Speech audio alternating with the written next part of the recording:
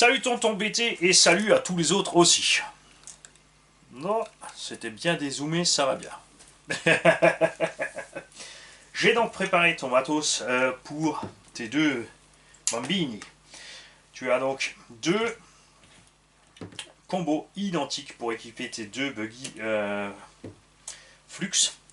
Enfin, c'est pas encore des Flux, pour l'instant ce sont des Trophy Nitro. Tu as avec, bouge pas, je les ai mis par là. Donc deux bacs à batterie identiques aussi, qui se fixent, qui sont prévus avec des trous fraisés ici au centre. Donc tout ce que tu auras à faire, c'est deux trous M.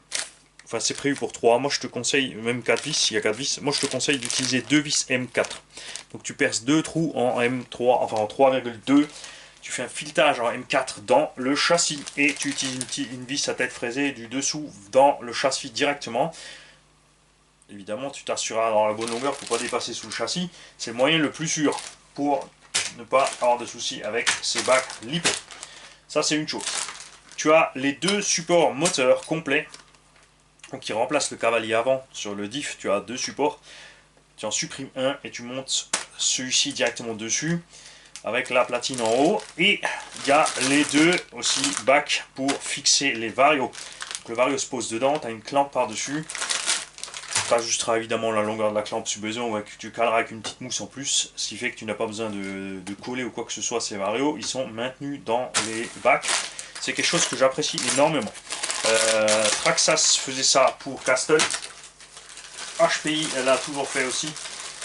Mais les autres marques ne se sont jamais penchées dessus jusqu'à maintenant pour Rally. Enfin, j'ai pas vu ça souvent et c'est dommage. Je suis vraiment pas fan des variateurs qui sont fixés à la one again avec du double face.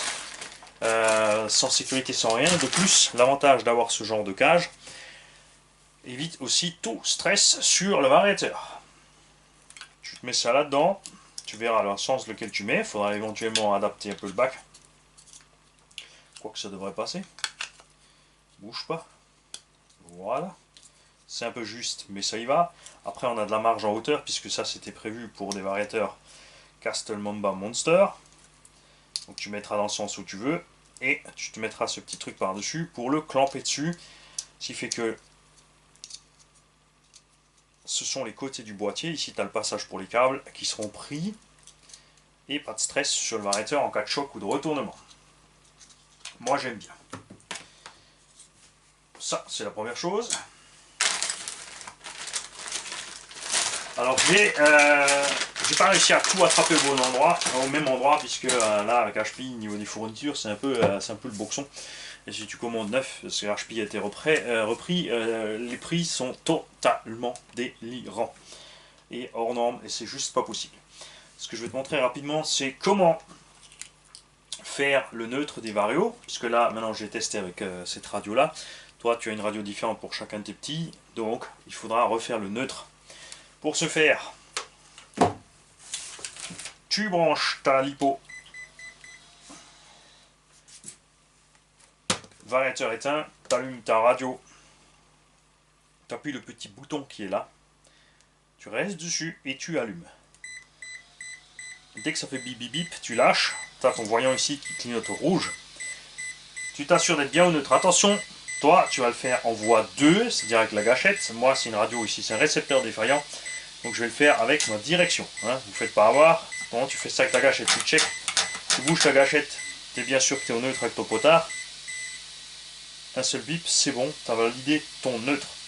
Tu mets ta marche avant, je mets ta marche arrière.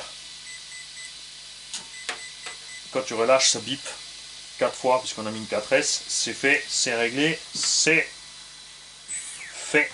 Et ça fonctionne, tu as bien le neutre. Tout ce que tu dois faire éventuellement, c'est inverser les câblages selon le sens de rotation sur le véhicule. Si en marche avant, ton véhicule va moins vite qu'en marche arrière, c'est qu'en fait, pour le vario, tu lui donnes un ordre de marche arrière. Ce fait que ta voiture, que lui, il va reculer, mais comme le sens moteur est inversé, ça va faire avancer la voiture. En marche arrière, tu n'as pas de frein non plus. Quand tu recules et tu repasses la marche avant, tu claques ça sur le rotor. Il n'y a qu'en avant que tu as un frein. Quand tu avances et que les petits vont freiner, on va éteindre là. on va te le montrer là, parce qu'on l'entendra avec le moteur. Marche avant. Quand tu touches ensuite la marche arrière, ça freine. Quand tu relâches ton frein et que tu repars en arrière, tu pars en arrière. Par contre, cette fonction n'est pas en marche avant. Si tu recules et tu avances, tu bloques le rotor, tu repars en avant. Donc il faudra bien dire aux enfants de ne pas reculer pour réavancer. Quand ils reculent en douceur, parce que toi tu as des radios où tu pourras brider la marche arrière, de toute façon aussi on peut la brider aussi au vario, c'est d'y aller en douceur sur la marche arrière, ensuite de relâcher, de laisser ralentir le véhicule avant de repartir en marche avant. Tout simplement. On va aussi rapidement checker les réglages du thermomètre.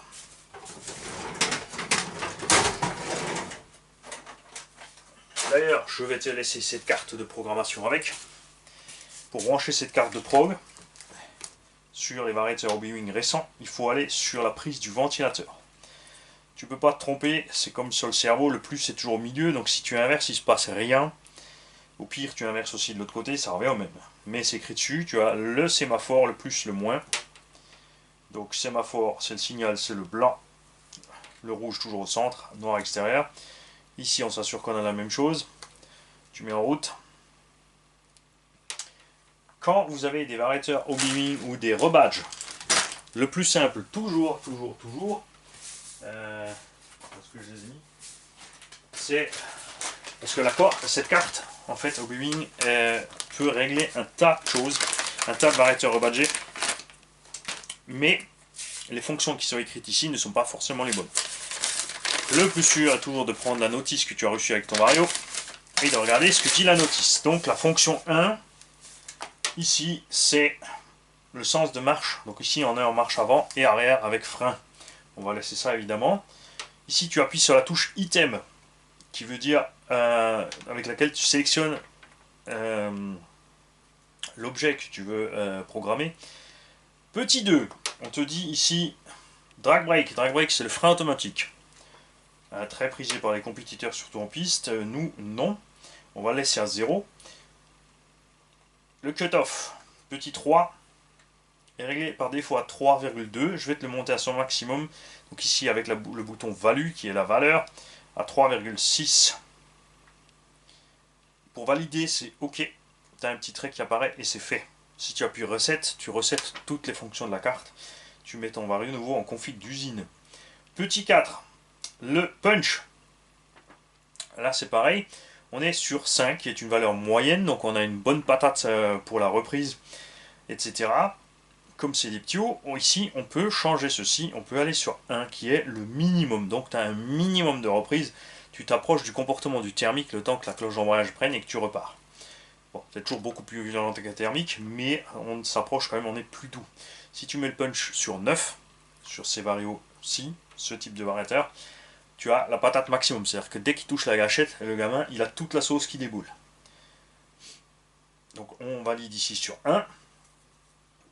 Et la force de freinage maximum à 50%, on va la laisser à 50%. De toute façon, comme tu as des radios programmables, tu pourras aussi brider directement ceci par la radio.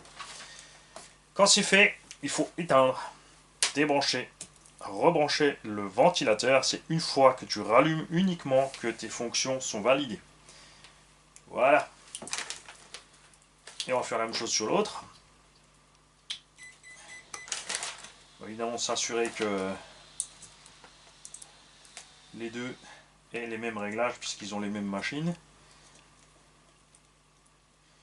Donc au niveau du pignon, là on a pris des moteurs 36-74, ils font 1700 watts, ça suffit largement pour débuter en 4S sur un engin comme un buggy qui est pas trop lourd.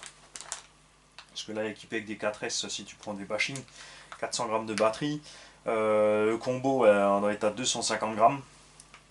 On sera plus léger que ce que tu étais en nitro sur tes châssis. C'est pas la peine d'aller trop fort. Si tu commences avec des petits pignons de 12, je peux que conseiller de prendre les pignons de Traxxas X-Max, d'abord parce qu'ils sont pas chers, ils sont à 5 € par pignon, et surtout, ils sont en acier relativement mou, ce qui fait que si à une heure de pilotage arrière-avant, c'est les dents qui vont prendre, s'il y a de la caillasse qui passe, c'est les dents qui vont prendre, changer un pignon, c'est beaucoup moins cher que d'exploser le rotor. Donc ici aussi, on va checker les fonctions. Si on a bien les mêmes, petit 3, donc ça c'est ce qu'on a changé. Valeur 6, 3,4 volts. Le start mode, donc le punch à 1. Et voilà, c'est parti. Petit 5, on est bien à 50% aussi. C'est réglé. Donc la valeur ici qu'il y a sur la carte correspond à ce qu'il y a ici. Donc tu n'auras pas besoin de tes notices si tu veux régler quoi que ce soit différemment pour tes petits tuyaux. Quand vous rebranchez aussi, checkez toujours aussi que le ventilo fonctionne. Parce que s'il ne fonctionne pas, c'est que vous êtes à l'envers. Voilà, ça marche. Ici on l'a pas fait, on va rechecker. C'est bon. Voilà. Donc je vais t'envoyer tout ça, je te souhaite bonne réception. Si à la moindre question tu me contactes, on fera ça ensemble, c'est pas un problème. Et ensuite on espère évidemment voir une vidéo des petits qui s'éclatent avec leur machine une fois qu'elles sont finies. Salut et bonne journée à tous les autres qui ont suivi aussi le post. Oui je sais, ça fait déjà 2 fois que je dis ça, j'aime bien. Il y en a qui se disent mais il l'a dit qu'une fois. Ouais, non mais sur l'autre vidéo. Vous l'avez peut-être pas encore vu.